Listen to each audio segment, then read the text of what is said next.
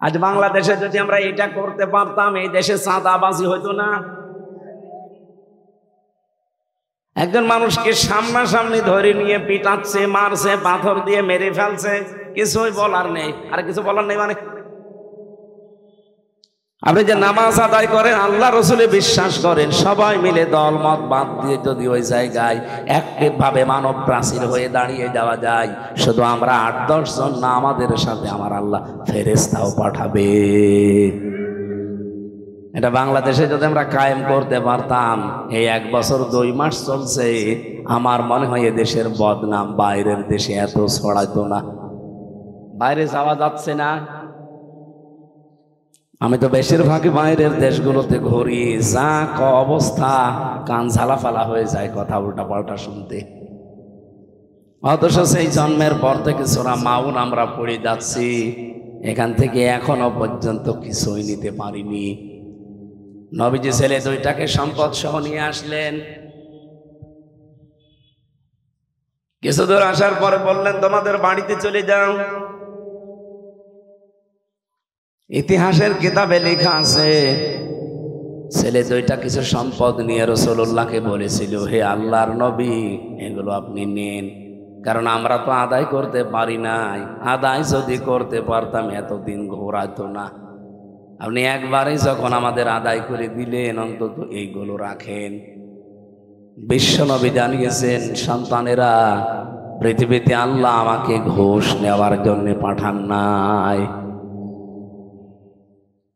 আমার মনে হয় এই হাদিস থেকে কয়েকটা বিষয় শিক্ষা নেওয়া যায়। এখানে কয়েকটা লিসন আছে। আমরা যদি এরকম এলাকার কোনো মাতুব্বর মেম্বার, এলাকার কোনো মডলকে ধরতাম যে আমার এটা আদায় করে দেন, ও যদি আদায় করেও দিত, বলতো আমার জন্য কতটুকু। এটা হয়তো বগুড়ায় নেই, অন্য জেলায় আছে। ও বলতো আমার জন্য কি আছে বলো, 10 লাখ টাকা আমি আদায় করে দেব, আমার কিন্তু 2 লাখ ভাগে রাখা লাগবে। তা আপনি যে পথ প্রদর্শক হিসাবে মাওলানা বললেন রাসূলুল্লাহকে, কি মাওলানা মানেন? আমি আশা করছি আপনারা বুঝে ফেলেছেন নাকি? হ্যাঁ, আমার আর দরকার নেই। এইভাবে দরুদ পড়ার দরকার ছিল। যদি এগুলো মেনে নিয়ে দরুদ পড়তেন, একবার দরুদ পড়লে মান সাল্লা আলাইয়া ওয়াহিদান সাল্লাল্লাহু আলাইহি আশরা, কেউ যদি একবার দরুদ পড়ে আমার উপরে, তার উপরে আল্লাহর রহমতের দৃষ্টি নাজিল হয় কয়বার? 10 বার। এই দরুদ সেইটা। আপনার মাওলানা ঠিক নেই, সাইয়েদিনা ঠিক নেই, আপনি আন্দাজে খালি পড়িয়েই যাচ্ছেন, ইয়া নবী।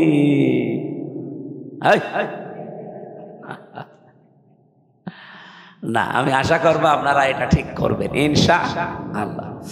আমার আজকের তেলাওয়াত কিন্তু আয়াত আপনারা শুনে বুঝেছেন, একটা পরিচিত আয়াত। অধিকাংশ মানুষ আমরা এটা নামাজে পড়ি, এর ভেতরে যে এত কথা আছে, আপনি দেখেন কি বের হয়। না,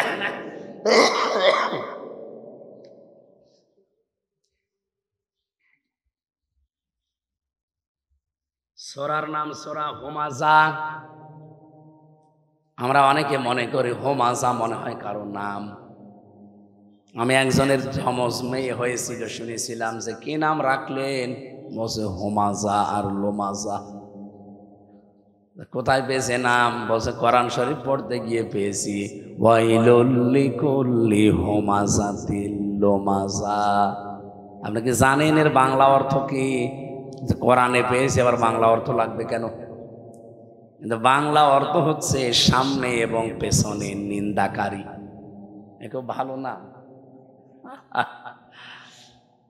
এই জন্য আরবি হলেই নাম রাখা যাবে না, এর অর্থ কি আছে, কারণ এর প্রতিটি শব্দের একটা প্রভাব আছে, ওইটা আপনার জীবনে প্রতিফলিত হবে। আমি নামকরণটা নাই বললাম, যেহেতু হুমাযা শব্দটা এই আয়াতের ভেতরে আছে, সেখান থেকে এই সূরার নাম হয়েছে হুমাযা। বাংলা অর্থ হচ্ছে নিন্দাকারী। মানুষকে যারা ছোট করে সামনে পেছনে, তাদেরকে হুমাযা বলা হয়। আর আমার যতটুকু মাথায় জ্ঞান বুদ্ধি আল্লাহ দিয়েছে, সবচাইতে বেশি মানুষকে ছোট করা হয়েছে এই 15.5 বছর। কিভাবে ছোট করতো মানুষকে ধরে? সামনে হোক পেছনে হোক কি করে ছোট করা যায়, খাটো করা যায়, যেভাবে হোক অপমান কি করে করা যায়, এই চিন্তায় মনে হচ্ছে একদল মানুষ লেগে আছে, বিশেষ করে আলেমদের বিরুদ্ধে। আমি 3টা বছর যেখানে ছিলাম এখানে আমার সামনে হোক পেছনে হোক দেখেছি যারা দায়িত্বে ছিল, রিমান্ডে থেকে শুরু করে জেলখানা পর্যন্ত আমার মনে হয় সরকার ওদের দায়িত্বই দিয়েছিল কি করে আলেমদেরকে ছোট করা যায়। যত ছোট নিকৃষ্ট কথা, যত রকমের অপমানজনক কথা তারা আমাদেরকে শোনাতো বলতো, কিন্তু কিচ্ছু বলার নেই। 4 দেওয়ালের মাঝে চিৎকার করলেও কোনো জায়গায় যাবে না। প্রথম যেখানে ছিলাম ওটা তো আয়না ঘর, মাটির নিচে। আপনি যতই চিল্লান পিটাবে, চিল্লানো পর্যন্ত উপরে আওয়াজ যাবে না। মাঝে মাঝে আওয়াজ আসতো উপর দিয়ে, নাই গাড়ি চলছে, কিন্তু কোন জায়গায় ওটা আমি এখনো জানি না। এখন শুনতেছি ব্যারিস্টার আরমান ভাই বের হওয়ার পরে বলছে ওটা ক্যান্টনমেন্টে, র্যাব অফিসে, কাউন্টার টেররিজমে, এই সমস্ত জায়গাগুলো তোরা মাটির নিচে ঘর বানিয়ে রেখেছে। আগামীতে এই দেশে কেউ যেন আয়না ঘর আর বানাতে না পারে, এই জন্য এই বিল্ডিংগুলো মনে হয় ভেঙে দেওয়া দরকার। তা আবার যদি কেউ ফ্যাসিস্ট হয়ে আবির্ভূত হয়, ও লোকটা আবার ওই ঘরে মানুষ রাখবে। কি ভয়ঙ্কর ঘর! আমি নিজে যেহেতু 10 দিন ছিলাম, রিমান্ডে ছিলাম, তাও এত কঠিন অবস্থা করে। এদিকে 1.5 হাত, এদিকে 3.5 হাত, এতটুকু একটা জায়গা, সামনে আবার লোহার খাঁচা দেওয়া, 5 শিকল দিয়ে বেঁধে দেয়। আপনি যে একটু কায়ত হয়ে থাকবেন না, হাত পায়ের ভেতর দিয়ে এইভাবে লাগায়। আমার সাথে মুফতি ফখরুল ইসলাম ভাই ছিল নোয়াখালীর, উনি বলছিলেন এইভাবে হাত দিল আমারে, 2 হাত দিয়ে সামনে যে লোহার ব্যারিকেড দেওয়া আছে ওর সাথে লাগিয়ে শিকল দিয়ে দিল। 1-2 ঘন্টা পরে একটু ছেড়ে দেন না, 24 ঘন্টা আমি এভাবে বসে আছি। 1-2 দিন না, মাসের পরে মাস।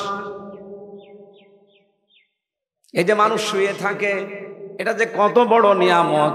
ওনারে আমার ছেলে দিয়েছিল কয়দিন, ফাঁসির ওই কন্ডেম সেলের ভেতরে দেখতাম লোকটা হাত পা ছেড়ে দিয়ে 60 হয়ে শুয়ে আছে। কি ভাই আপনি এমন করেন? আপনার কারণে তো আমি শুতে পারি না, কারণ 2 জনের জায়গায় 1 হাত করে। এইভাবে থাকলে আমি সব কি করি? আমারে বলছে হামজা, এই যে মানুষ শুয়ে থাকে এটা যে কত বড় নিয়ামত আমি জানি। কতদিন আমি শুতে পারিনি। পায়খানা প্রসাবের জন্য মাত্র 1.5-2 মিনিট সময় দিত। 24 ঘন্টার ভেতরে একবার পায়খানা প্রসাবে যেতে পারবেন, তাও 1.5 থেকে 2 মিনিট। এর চাইতে বেশি সময় হলে আপনাকে ডাক দেবে, তাও পায়খানার কোনো দরজা নেই। যুবক মানুষ আপনি, যুবতী মেয়ে আপনি, পায়খানার সর্বোচ্চ আমার মনে হয় 2 হাত একটা দেওয়াল দেওয়া আছে ওই ঘরের ভেতরে, কোনো দরজা নেই। দরজা দিলে আপনি দাঁড়ালে দেখা যাবে, বসলে দেখা যায় না, এরকম সিস্টেম। ওরা সামনে বসে আছে পাহারাদার। আপনি বলেন তো একটা যুবক মানুষ এই দৃশ্য দেখে আপনার পায়খানা যদি লাগেও ছাতা বন্ধ হয়ে যাবে? লজ্জা শরম বলে তো একটা জিনিস আছে মানুষের।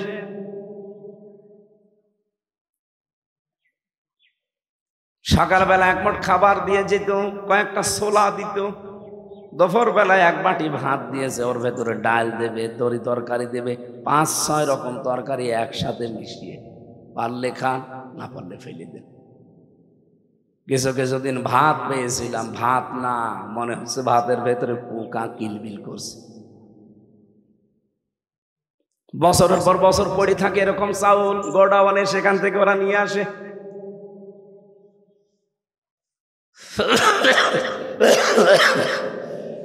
শরীরটা নষ্ট করে দিয়েছে এই শয়তানরা। এখনো পর্যন্ত আমি স্বাভাবিক কথা বলতে পারি না, বললেই দেখেন প্যাস লেগে যায়। বেঁচে আছি আমার মনে হয় এটা আমার আল্লাহর দয়া। এই কঠিন দৃশ্যগুলোই শুধু যদি এমনি রেখে দেয় তো ভালো। এমন এমন গালি দেয় মা বাবা তুলে। এই যে মানুষকে যারা ছোট করে, খাটো করে, মানুষের সম্মান নিয়ে যারা সিনেমিনি খেলে, আল্লাহ পাক বলেন আমি নিজে তাদেরকে ধমক দিয়েছি, হুমকি দিয়েছি। সেরকম 3টা বিষয় আজকে আমি আলোচনা করব ইনশাআল্লাহ। সূরার নাম কি বললাম? বলেন বলেন। বাংলা অর্থ হচ্ছে নিন্দাকারী, ছোটকারী, খাটোকারী। সামনে হোক পেছনে হোক মানুষের যারা দোষ চর্চা করে, মানুষকে যারা ছোট করতে চায়। আপনি দেখেন এই 15.5 বছরে বিরোধীতে যারাই ছিল তাদেরকে কত ছোট করেছে, কত খাটো করেছে। মিথ্যা মামলা দিয়ে, মিথ্যা সাক্ষী দিয়ে আদালতের সামনে দাঁড় করিয়ে সব ওদেরতে আপনি বিচার পাবেন কি করে? মামলার আয়ু ওদের, ম্যাজিস্ট্রেট ওদের, যারা রিমান্ডে নেবে অফিসার গুলো ওদের। আপনি বিচার চাবেন কার কাছে? আপনার জন্য মাত্র একটা লোক আছে, আপনার উকিল। তাও সে উকিলের কথা ওরা শোনেও না। এই 3 বছর আমার উকিলের একটা কথাও শয়তানরা শুনে নাই। বাংলাদেশের বড় বড় লয়ার ধরেছিলাম, অ্যাডভোকেট, ব্যারিস্টার, কিন্তু তারা শুধু শো দাঁড়িয়ে থাকবে, কারণ সবই তো ওদের। বিচারপতি পর্যন্ত নিয়োগ দেওয়া ওদের। 3টা বছরে মামলা এই টেবিল থেকে এই টেবিলেও যায়নি, ওই জায়গায় পড়েছিল। অথচ সরকার পরিবর্তন হতে দেরি। আগস্টের 5 তারিখের পরে আমি মনে হয় 11 তারিখে মামলাটা তুলেছিলাম, তুলতে দেরি। শুধু জামিন না, আমার মামলা পুরা খারিজ হয়ে গেছে। আমি জজ সাহেবকে অন্তত জিজ্ঞাসাও করেছিলাম গোপনে যে আপনি এতদিন মামলাটা হাতেই ছিল, তখন তো জামিন দিলেন না, এখন জামিন না খারিজ করে দিলেন কি করে? আমার বলছে হুজুর আমার হাত বাঁধা ছিল, আমি কিচ্ছু করতে পারি না, ইচ্ছা থাকার পরও আমার হাত বাঁধা ছিল। ওপর থেকে শুধু আমাকে লাল সিগন্যাল দিয়েছে, লাল কালি দিয়েছে, এইটা হবে না, এইটা হবে না। আমি চেষ্টা করলেও পারি নাই, করব কি? আপনি আমারে মাফ করে দিয়েন। আপনার প্রতি আমার কোনো বিদ্বেষ নেই, রাগ নেই, আমার একটা অভিমান আছে হাসিনার উপরে। এই মহিলা কি করলো? এখন নাই হব স্বামীর বাড়ি যেয়ে বসে আছে, তা আমারে তো নষ্ট করে দিয়ে গেল। কালকে শুনলাম ওনার মেয়ে লাইভ করছে, আমার মা অসুস্থ, দোয়া করেন। দোয়া? ওর জন্য দোয়া আসবে? দোয়া করেই দেব, ওর জন্য আরো অসুস্থ। শয়তান মহিলা।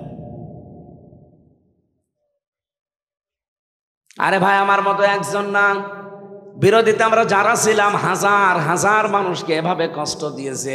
76 জন আলেম আমরা এক জায়গায় ছিলাম, প্রত্যেককে শয়তান মহিলা এরকম অপমান করেছে। আর আমাদের দায়িত্বে দিত কোনো মুসলমান না, বেশিরভাগ সব হিন্দু। দেবদুলাল, সুব্রত বালা, আশিক কুমার, লিটন ঘোষ, এত সব আল্লাহর ওলির নাম বলছে। এই শয়তানদের মনে আমি আলেম না জালেমও দেখা দেখি নেই। ওদেরকে যেহেতু নির্দেশনা দেওয়া ছিল, 3টা বছরে একটা দিনও আমারে বাইরে যোগাযোগ করতে দেয়নি। অথচ মার্ডার মামলার আসামি প্রতি 7 দিনে একদিন কথা বলে 10 মিনিট করে আমার সামনে। কতবার এই দেবদোলাল আর সুব্রত বালা, এই শয়তান, এই কোলাঙ্গার অফিসারদেরকে বলেছিলাম যে বাড়িতে একটু জানান যে আমরা বেঁচে আছি, একটু 5 মিনিট দেন। না, দেওয়া যাবে না। কি কষ্ট লাগে বলেন তো? ওই সময় খাবার দাবারের তো অবস্থা, 24 ঘন্টা অতটুকু একটা ঘরের ভেতরে তালা মারা। আমি যে অসুস্থ হয়ে গেছি ডায়াবেটিস, ওই দিন থেকে হাঁটতে দিত না। 24 ঘন্টা এক জায়গায় বসে থাকবেন। আপনি 10 দিন এরকম থাকেন, দেখেন কয়টা রোগ হয়।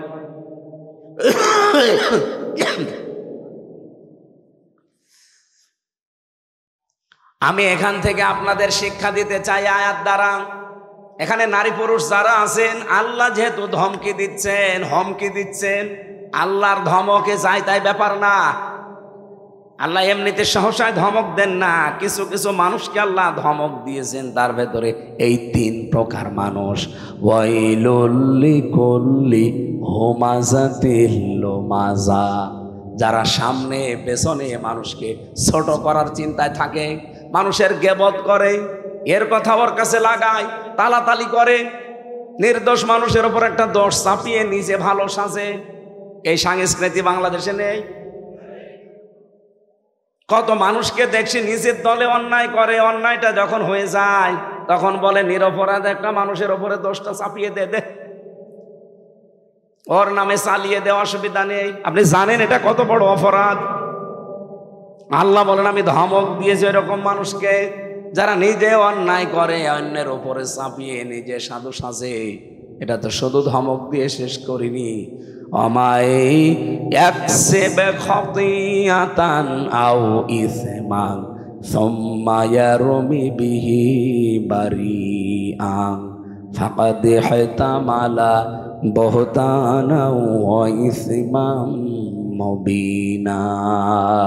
বলেন আল্লাহু আকবার। সূরা নিসা 5 নম্বর পারা 15 নম্বর পৃষ্ঠা 12 নম্বর লাইনের 112 নম্বর আয়াতে আছে, বহু মানুষ দুনিয়ায় এমন আছে নিজে অন্যায় করে, অন্যায়টা যখন হয়ে যায় একটা নিরপরাধ মানুষ যে কিছু জানে না তার মাথার উপরে দোষটা চাপিয়ে ওই লোকটা নিজে ভালো সাজে।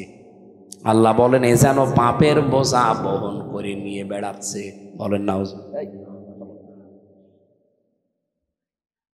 আমি আয়াতটা পড়ার পরে বাংলাদেশের সাথে মিলিয়েছি, 100 জনের প্রায় 90 জন মানুষ আমরা এই অপরাধী। হ্যাঁ বলেন না কেন? নিজে আপনি দোষ করবেন, নিজে অন্যায় করবেন, আর এই লোকটা কিচ্ছু জানে না, ওর ওপরে চাপিয়ে নিজে ভালো সাজেন। মিডিয়া মনে করে আপনি ভালো মানুষ, দেশের মানুষও মনে করে আপনি ভালো মানুষ, কিন্তু আল্লাহ পাক বলেন দুনিয়াতে যদি তোর কিছু নাও হয় একটা ক্ষতি হবে, যে নিজে অন্যায় করে যে নিরপরাধ মানুষকে চাপিয়ে দিলি, এই কারণে আমি আল্লাহ এই অপরাধ তোরে দিয়ে দুনিয়ায় আর একবার করাবো। কারণ লোকটা তো কিছু জানতো না, ওকে বিনা কারণে একটা তহমত দিয়ে ওর জীবনটা নষ্ট করে দিলি। আমি যেহেতু ভিকটিম, আমার নিজেরটা বলছি, যে মামলা আমারে দিয়েছিল কোরআন আমি মাথায় নিয়ে বলতে পারি আল্লাহর কসম ওই সম্পর্কে আমি কিচ্ছু জানতাম না। আমারে দিয়েছে, আমি নাকি আনসারুল্লাহ বাংলা টিমের সারা বাংলাদেশের প্রধান, অথচ ছাতা আছে কি আমি আজ পর্যন্ত জানি না। আরে ভাই আমি যেটা করি না জানি না সেই দোষ আপনি আমার মাথার ওপরে চাপিয়ে আমার জীবনটা নষ্ট করে দেবেন। আমি যদি কোনো দোষ করে থাকি সেই দোষ আমাকে দেন। কথা বলেন না কেন? আমার উপর যদি অন্য কোনো দোষ দিত তাও তো অন্তত আমি সেগুলো করি মেনে নিতাম। যে যদি বলতো জামাত ইসলামের ক্যাডার তাও মানতাম, যদিও আমি অ্যাক্টিভ ভাবে ওই সময় জামাত করতাম না, শিবির করতাম না, আমি তো কোনো রাজনৈতিক দলে অ্যাক্টিভ ছিলাম না, এমনি ভালোবাসতাম। কিন্তু যেটা আমি জানি না একেবারে, এর পক্ষে আপনি মামলা মিথ্যা বানিয়ে আবার সাক্ষীও জোগাড় করেছে 4 জন, আদালতে আমার সামনে দাঁড়িয়ে বলছে হ্যাঁ উনি সারা বাংলাদেশের প্রধান। আদালত মিট করে হাসতেছে জজ সাহেব, কারণ জজ তো আমার চেনে, জজ আমার বিশ্ববিদ্যালয়ের আমার বড় ভাই, আমার বিশ্ববিদ্যালয়ের উনি বড় ভাই আমার। আমি বের হয়েছি 14 সালে, ওনারা বের হয়েছে 2000 সালে, 14 বছর আগে উনি বের হয়েছে।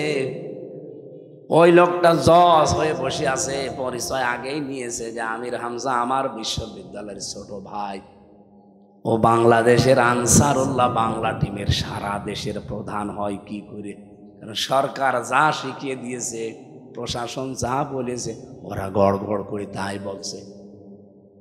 সাক্ষীদের পরিচয় পরে নিলাম, কুষ্টিয়ায় বাড়ি, হিন্দু, গৌতম ঘোষ। ও শয়তানরা জীবনে আমি কোনোদিন দেখিনি, ওর নামও শুনিনি।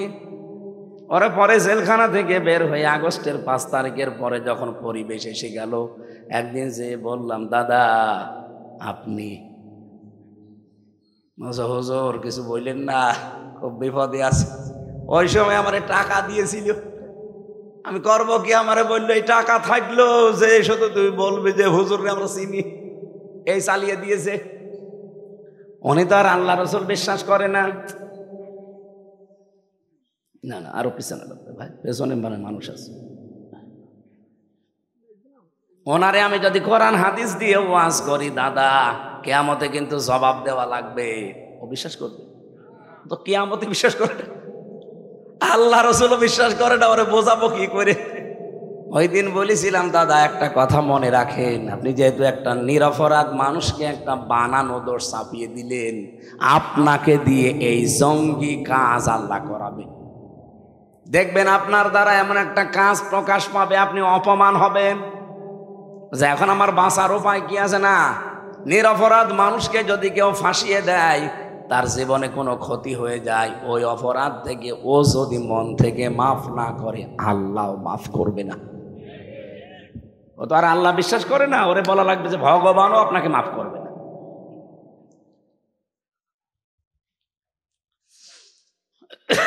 আমার এই ছোট্ট জীবনে সবচাইতে বড় অভিজ্ঞতাগুলোর ভেতরে এইটা বেশি। আমরা প্রায় 10,000 মানুষ ছিলাম জেলে, ওই শুধু 1-4টা জেলখানায়, গাজীপুরে, কাশিমপুরে। আমি যার সাথেই মিশতে পেরেছি, যতটুকু ঈদের দিন শুধু ছেড়ে দিত, আর সারা বছর তালা মারা। মাঝে মাঝে দেখা করতো অনেকে এসে, আমি দেখতাম 100 জনের প্রায় 60 জন তার মামলা সম্পর্কে কিচ্ছু জানে না, বিনা কারণে মিথ্যা মামলা দিয়ে, মিথ্যা সাক্ষী দিয়ে বছরের পর বছর তাকে জেলখানায় পচাচ্ছে। এ দৃশ্যকে আমি বানিয়ে বলছি? বলেন বলেন। এই যে আপনি গিবত শুরু করেন, মানুষের ওপরে দোষ চাপিয়ে দেন, কাউকে ছোট করার জন্যে অথবা কারোর সাথে সম্পর্ক নষ্ট করার জন্য আপনি কথা তালাতালি করেন, এটা এত বড় অপরাধ আল্লাহর কাছে। আল্লাহ পাক বলেন, আমার মনে হয় আকাশটা ভেঙে ওর মাথার উপরে ফেলি। এমনকি আকাশ থেকে যে বৃষ্টি নাজিল হয়, এই গোনাটার কারণে আল্লাহ বৃষ্টি পর্যন্ত বন্ধ করে দেয়। মুসা নবীর জামানার একটা ঘটনা হাদিসে পড়ছিলাম, অনেক দিন পর্যন্ত বৃষ্টি বন্ধ ছিল, বৃষ্টি হয় না। লোকজন সে বলছে, মুসা একটু দোয়া করেন। চাটিয়াল ময়দানে উম্মতদেরকে নিয়ে গেলেন, এরকম একটা ময়দানে তিনি নামাজ আদায় করে দোয়া করছেন, রব্বুল আলামিন তুমি বৃষ্টি নাজিল করো। জানিয়ে দিলেন যে না, বৃষ্টি হবে না। হযরতে মুসা আবেগপূর্ণ নবী ছিলেন, খালি কথা শুনলে প্রশ্ন করতেন। ডাক দিয়ে বলে, রব্বুল আলামিন বৃষ্টি হবে না মানে কি? কি বলেন? এগুলো নাই আমার উম্মত, আমার মায়া লাগে, কিন্তু এগুলো তো আপনার বান্দা, আপনার মায়া লাগে না? আল্লাহ বলেন, মায়া লাগে, কিন্তু বৃষ্টি দেব না। বৃষ্টি দেবা না মানে দেওয়া লাগবে? বলে না, দেব না, দেওয়া লাগবে। 2-3 বার যখন কথা বলার পর আল্লাহ পাক বলেন, মুসা বৃষ্টি দিতে পারি, কিন্তু তুমি যাদেরকে নিয়ে দোয়া করছিলে এর ভেতরে নামিমা, তালাতালি করা, এরকম একটা লোক আছে, ও যতক্ষণ তোমার মোনাজাতে হাত তুলবে ততক্ষণ বৃষ্টি হবে না। আগে ওরে বের করা লাগবে, তারপরে দোয়া করো। মুসা নবী বলছে, আল্লাহ তুমি শুধু ওর নাম বলো, দেখো কি করি। না, আমি নিজেই নাম ধরে কথা বলতে নিষেধ করি, আর এখন আমি নিজেই নাম বলবো, তুমি ওরে ধরে অপমান করবো সবার সামনে? হবে না। তুমি যদি না বলো, আমি তো আর মানুষের মনের খবর জানি না, আমি বলবো কি করে? রব্বুল আলামিন বলেন, একটা কায়দা আছে, তুমি সবাইকে নিয়ে একটা তওবা করবা, ইখলাসের সাথে যারা তওবা করবে তাদের অপরাধ এক্ষুনি মাফ হয়ে যাবে। হযরতে মুসা আসলেন, বললেন, আল্লাহ এই বাণী জানিয়েছে, এখানে নামিমা একজন আছে, তালাতালি করা লোক, কিন্তু কে আছে আমি জানি না, তবে আছে। আমি এখন সবাইকে নিয়ে তওবা করব, আশা করছি সেই লোকও তওবা করবে। যদি তোমার দিল থেকে আমরা সবাই তওবা করি, আমাদের তওবা কবুল করে আল্লাহ বৃষ্টি দিতে পারে। উনি সবাইকে নিয়ে তওবা করে এবার মোনাজাতে হাত তুললেন, সঙ্গে সঙ্গে আমার আল্লাহ বৃষ্টি নাজিল করলেন। আপনি চিন্তা করেন, মুসা নবীর মতো এত বড় পাওয়ারফুল নবী, যিনি আল্লাহর সাথে কথা বলতেন, সরাসরি কালিমুল্লাহ বলা হয়, সেই নবী হাত তুলে বসে আছে। শুধু যারা হাত তুলেছে তার সাথে তাদের ভেতরে একজন তালাতালি করা লোক ছিল। এই জন্যে যদি মুসা নবীর দোয়া 3 বার আল্লাহ ফেরত দেয়, এখানে যদি এরকম কোন রোগী থাকেন, আগের থেকে চলে যান, কারণ মোনাজাত করলেই মাহফিল কবুল হবে না আপনার কারণে। দেখেন তো কেউ চলে যাচ্ছে কিনা, ওই যে একটা চলে যাচ্ছে, যাক, ওটা তালাতালি করে মনে হয় না।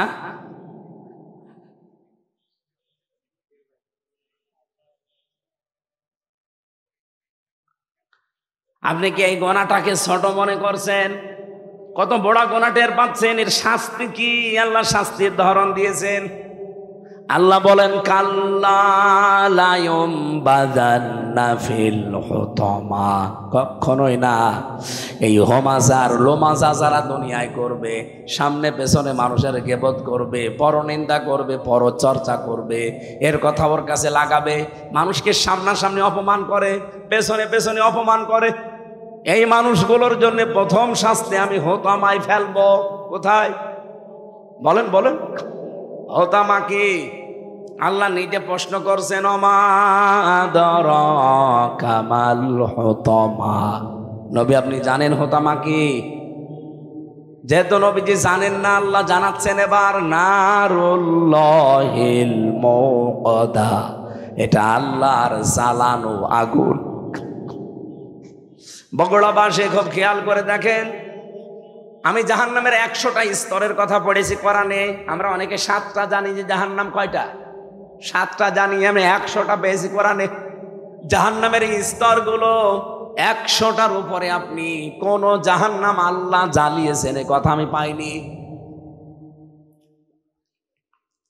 কিন্তু এই কথা বলতে গিয়ে আল্লাহ বললেন নারুল্লাহিল মুকাদা, এটা আল্লাহর জ্বালানো আগুন। তাহলে আল্লাহ নিজে জ্বালিয়েছে, কেমন হতে পারে? আল্লাহ পরিচয় দিচ্ছেন, আল্লাতী তাত্তালিউ আলাল আফইদা, এটা যেখানেই লাগবে শরীরের আগে কলিজা পুড়ে যাবে।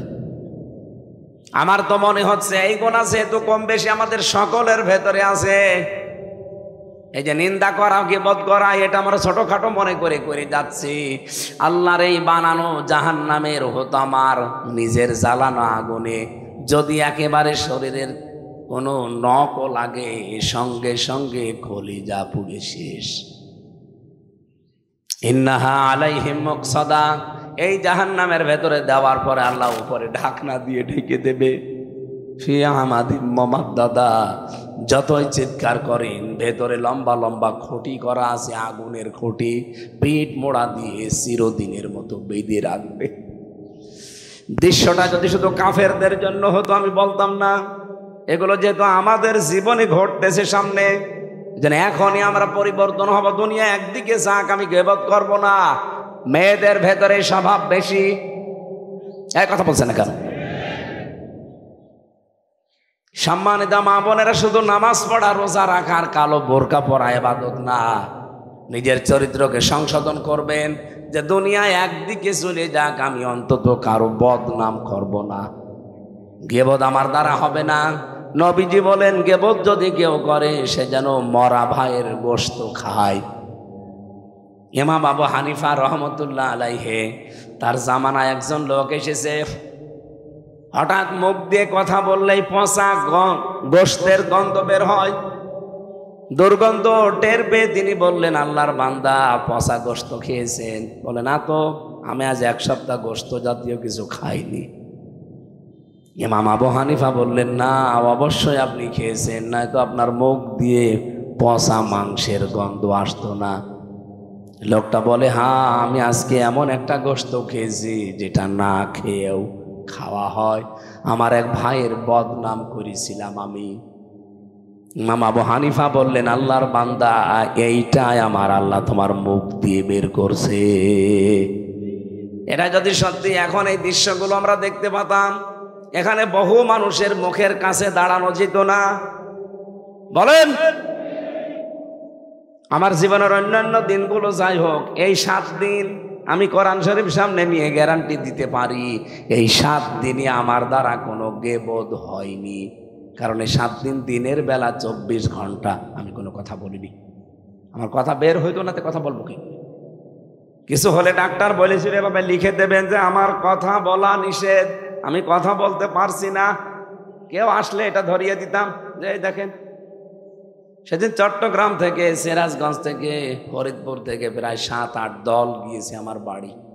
সবার ইচ্ছা যে একেবারে মনের মতো খালি গল্প করব। আমি বললাম, এই দেখেন আমার কথা বলা নিষেধ। ওরা নিজেরাই বক বক করে সব বাড়ি চলে গেছে। হ্যাঁ, গীবত কিছু কিছু কথা বলছিল যেগুলো গীবতের পর্যায়ে পড়ে, এই জন্য বললাম এই কাগজ দেখিয়ে আমি বিদায় নিয়ে ওপরে চলে গেলাম। আমি আর মনে হয় মাঝে মাঝে যদি এরকম 7 দিনের মতো আমার জীবনটা আমি তৈরি করতে পারতাম, সে জাহান্নামে হতো আমায় অন্তত যাওয়া লাগতো না। 3 বছরও অনেক গোনা থেকে আল্লাহকে আমাকে বাঁচিয়েছে, যদিও কষ্ট হয়েছে ওই 3 বছর, কিন্তু বহু গোনা থেকে আল্লাহ আমাকে বাঁচিয়ে রেখেছিলেন। আমরা জীবনকে পরিচ্ছন্ন করার জন্য এই আয়োজনগুলো করি। আল্লাহ যেন সারা জীবনে আমাদের আর গেবদের ভেতরে ফেলে না দেন, বলেন আমিন। আল্লাযী জামা মালা ওয়া আদ্দাদা, আল্লাহ বলেন আমি ধমক দিয়েছি তাদের যারা মাল জমা করে। ইহসাবু আন্না মালাহু আখলাদা, আর মনে করে মাল আমাকে চিরস্থায়ী করে রাখবে, আমার কাছে এটা স্থায়ীভাবে থেকে যাবে। এখন মাল কি? এখানে আমরা অধিকাংশ মানুষ মনে করি মাল মানে টাকা পয়সা। না, মালের আমি 5টা অর্থ পেয়েছি তাফসিরে। ভালো করে মিলান তো, আপনি মিলাচ্ছেন নাকি দেখেন। 1 নম্বরে মাল মানে অর্থ সম্পদ, টাকা পয়সা। 2 নম্বরে মাল মানে অস্ত্র শস্ত্র। 3 নম্বরে মাল মানে শক্তি সামর্থ্য। 4 নম্বরে মাল মানে লোকবল জনবল। 5 নম্বরে মাল মানে রাষ্ট্রীয় চেয়ার।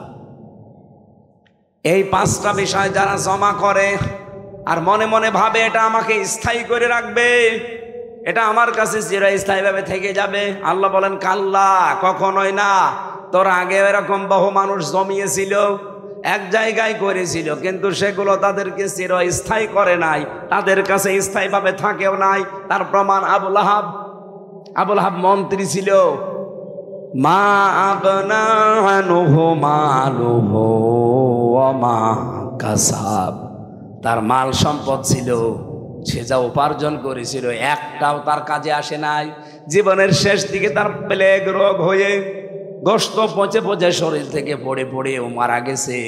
ওর আপনজনরা মাটি দেবে সে অবস্থাও ছিল না, কারণ ওর কাছে গেলে ওই রোগ হয়ে যায়। লোক ভাড়া করে ডম মসি মেতর যায় বলেন, বড় একটা বাঁশ নিয়ে দূর থেকে লাশ ঠেলে গর্তের ভেতরে দিয়ে দূর থেকে পাথর নিক্ষেপ করে ওরে মাটি চাপা দিয়ে দিয়েছে। ওর সম্পদ আদি, ওর ক্ষমতা, ওর অস্ত্র শস্ত্র, ওর লোকবল জনবল কোনো কাজে এসেছে? এই জন্য যারা জমা করছেন এগুলো অবৈধভাবে, আপনি মনে করছেন এগুলো আমার কাছে থাকবে? জীবনেও না। এই 15.5 বছর যারা অবৈধ করেছিল ওগুলো তাহলে তাদের কাছে থাকতো কই? তারা আজ কোথায়? বগুড়ায় তো পাবেন না, সব পালিয়েছে। পালিয়েও তো শান্তিতে নেই। সেদিন সিঙ্গাপুরে না মালয়েশিয়া যেন এক হোটেলে উঠেছিলাম, নিচে নেমে দেখি 2 জন চা খাচ্ছে। কি গো এখানে? হুজুর আমরা আগেই পালিয়েছি। কেন? আপনার তো বহু বাড়ির কথা শুনি, 620টা বাড়ি আপনার, একটা বাড়িতেও যেয়ে থাকতে পারেন না। থাকবো কি করে? এই দেশে আমার বাড়ি আছে সাহেব পাড়া, মালয়েশিয়াতে সাহেব পাড়া বানিয়েছে শয়তান, থাকতে পারে না, হোটেলে থাকে।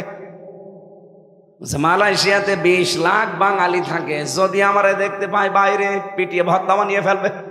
এই জন্য বাইরে যায় না, খুব গোপনে আছে। হুজুর দোয়া করেন, দোয়া তোর দোয়া আসবে শয়তান।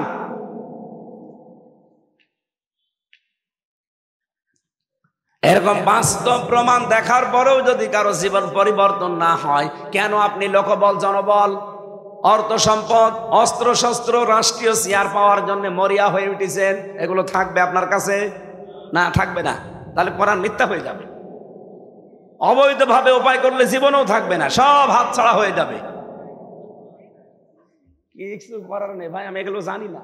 আর যেগুলো যারা নিয়ে আসে ওরা কি করে? কি ওরা যে 2 জন এসেছে সাথে কি করতে এসেছে? হ্যাঁ হাফেজ, গাড়িতে বসে আসো, কি দায়িত্ব দিয়েছে? আমি পারি এসব? আমি বললাম যে এসব পারি না, আমার তাফসির করার জন্য নিয়ে আসেন, আমি তাফসির আকারে কথা বলছি। মাদ্রাসার জন্য কালেকশন আমি পারি, আমরা নিয়ে আসেন কেন? আমি বললাম যে ওদের নিয়ে আসে এই কারণে। তাফসির করতে হলে আমি বিভিন্ন লাইনে যাচ্ছি না, এক জায়গায় করবো না এগুলো। এখন যে যতগুলো লিখেছিলাম এ বলতে গেলে আরো 2 ঘন্টা লাগবে। এতগুলো তথ্য আমার আবার গলায়ও সাপোর্ট করছে না, এত কষ্ট করে কথা বলছে, এর ভেতরে 2 বার কাগজ দিয়ে দিন। আমি কি করবো? আমি পারি না ভাই। আমি যেটা পারি না জোর করে চাপিয়ে দিলে হয় আমার বসে পড়া লাগবে, নাই মরে দেওয়া লাগবে।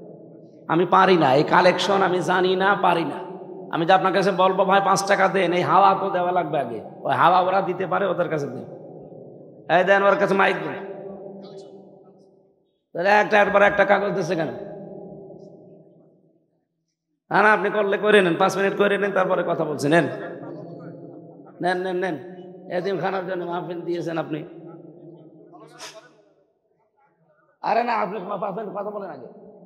এদের এত বড় আয়োজন নষ্ট করে দেবেন মানে? ওই যা মাইক নেন, এই মাইক দেন, ওনার কাছে মাইক দেন, কেউ যায় না যেন। আমি এর আয়াতের পরে শুরু করছে, নেন 5 মিনিট দেন। আরে কালেকশনের মাহফিল নেবেন না, ছাতা করে একটা ওয়াজ বোঝানো যায় না।